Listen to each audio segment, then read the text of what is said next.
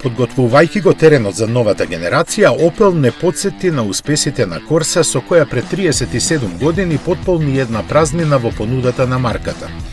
Овој модел настана во време кога возењето автомобил се уште представуваше луксус и со својата пристапна цена ја демократизираше мобилноста на обичните луѓе.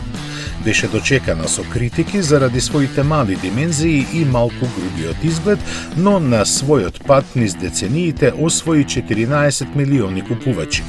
Со полна сила фати залет во втората генерација, кога растечката економија на Европа навестуваше плодни времиња. Во меѓувреме, возачите започнаа да бараат се повеќе и таа стануваше се посилна.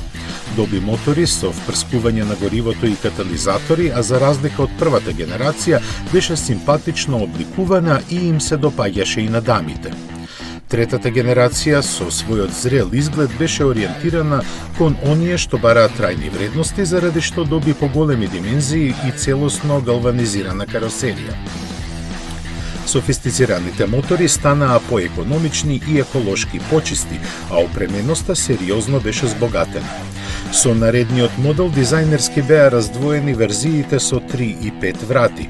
Првата доби купе стил наменет за спортски настроените купувачи, а втората пак со својот смирен изглед стана вистински семеен автомобил. Петтата генерација стартуваше со освојување на престижната ауто без награда, а најновата шеста ја очекуваме за неколку месеци.